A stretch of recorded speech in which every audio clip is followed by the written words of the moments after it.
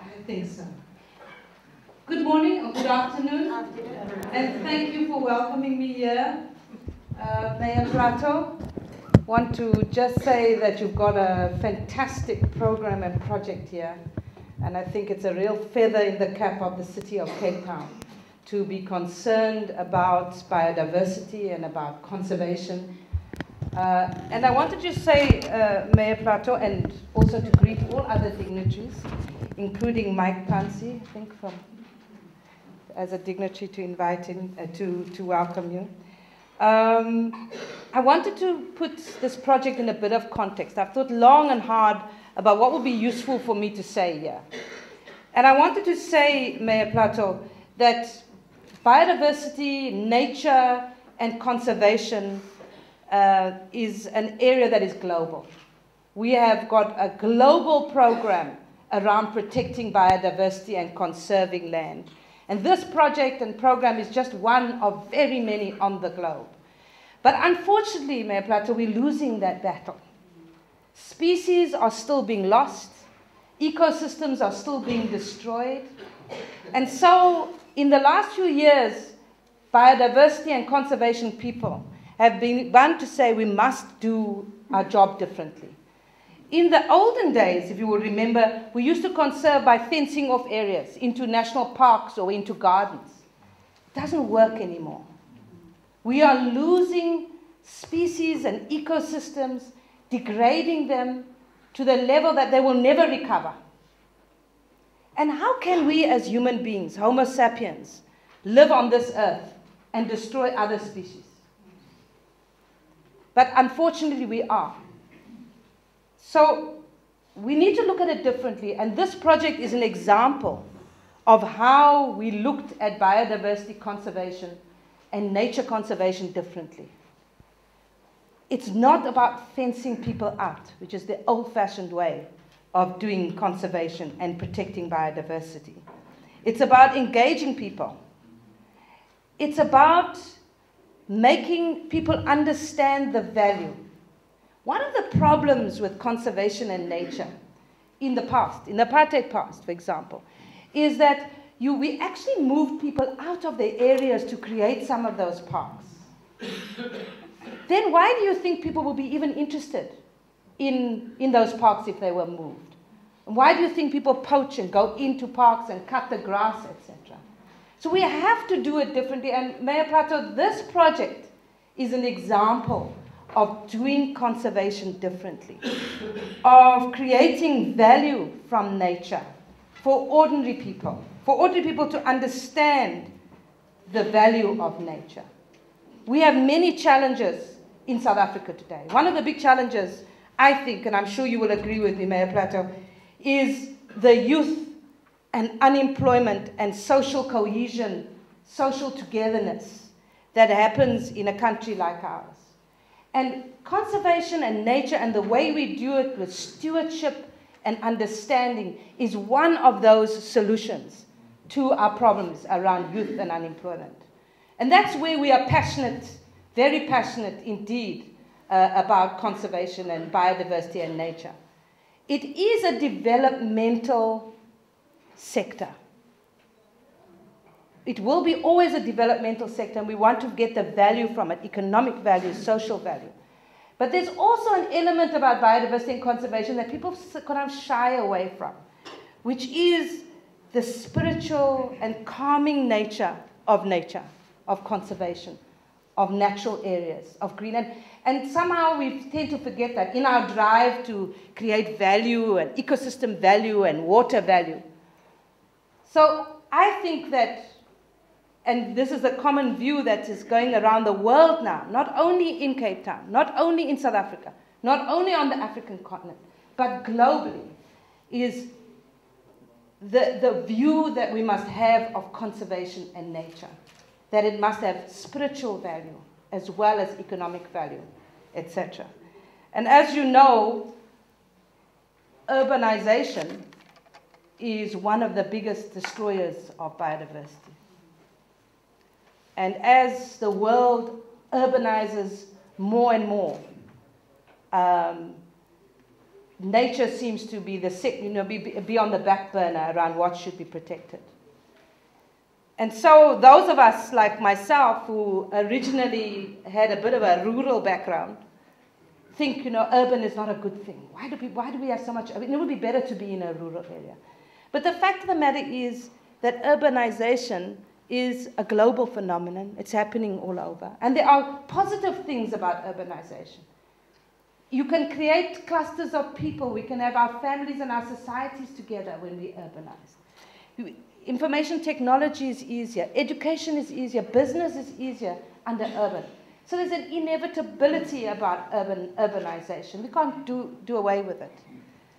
So the real challenge will be to make our practices be relevant to what is really happening.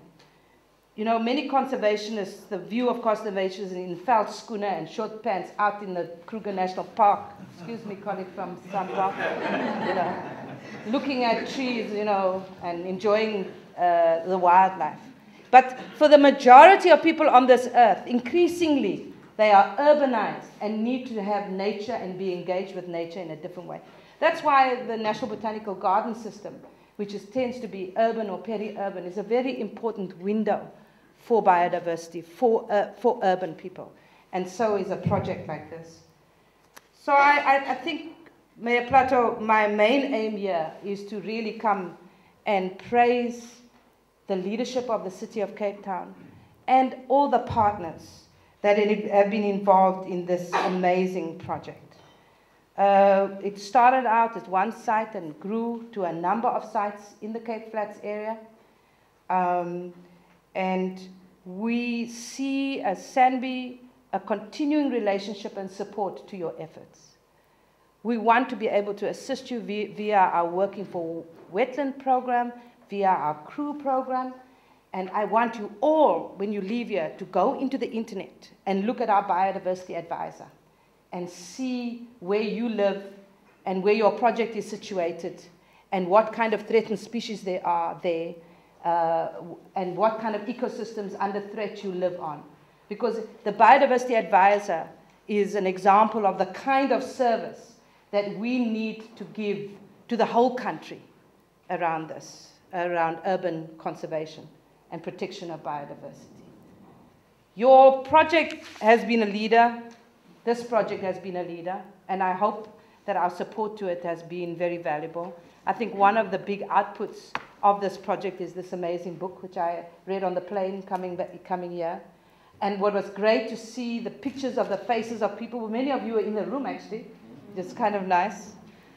And this tool will be used in all our work because urbanization is happening in the whole of South Africa, if not in Southern Africa and on the African continent. So I want you to feel that the work that you are doing here in one corner of the world is really going to be spread all over. We are meeting the partners on the 25th of August, Mayor Plato, where we will hammer out exactly what our relationship is. And we feel that of all the work that we do in the whole country as a state entity, a national state entity, the work that you've done here will only enhance our work in other places. So I just wanted to give you two anecdotes, Mayor Plato. One anecdote was Kaya Ngema. Kaya Ngema is a city manager of Ekhululeni. So I met him at the Green Summit. And he said to me, "Who's SANBI? What is it? What is SANBI? Are you an NGO or a state entity? Because why do you come into Ekhululeni and do things in Ekhululeni like fix up wetlands and not leave anything behind?" I'm proud to say, Mayor Plato, we used that example of City of Cape Town where that didn't happen. That our engagement hopefully was mutually building of all our capacity, both of SANBI and of your staff. So we are under pressure as a national entity to provide service to all municipalities, or many municipalities. And Ekhululeni's rather brash attitude is an example of some of the pressures we're under as a national institution. And then the other little anecdote I want to say to you, Mayor Plato, you know, I'm from the Cape Flats originally. The fact I can't speak Afrikaans anymore is another matter. But and what would make a Klein Macy van die Flats want to do entomology? Because that's what I am, and I'm an entomologist. So I've got my doctorate. It's in insects, hohos. It's a study of hohos. What would make a Klein Macy van die Flats want to do nature and conservation and biodiversity and natural sciences? Because frankly, the living majority of people who live in areas like these do not come in touch with nature, and therefore it's not a career choice for many young people. If we do not have projects like these, if we don't have the Kirstenbosches and the Harold Porters and the Worcesters and the other national botanical gardens and projects like these, working for wetlands, the CREW program, our alien invasive species program, our information, if we do not have it, we will not grow young timber to replace us. You know, some of us are getting old. Yeah, I cover my grays. I see some people don't. Mr. Isaacs doesn't cover our grays. But we will not have young people excited about nature. And then, as human beings, are we going to be of the generation that says, I was alive when we get up there, or down there, or sideways, or whatever your belief is. When we get up there, we were of the generation that destroyed other species while we were the custodians of this earth. So I'm very passionate that these young timber that come and visit projects like this, that come and visit Kirstenbosch, get excited and say, oh, I want to do biological science. I want to do science. I want to do nature conservation. And that's what our generation is here for, in my view. So congratulations, and thank you very much for us being part of your partnership to develop such a great program and a great project. Thank you.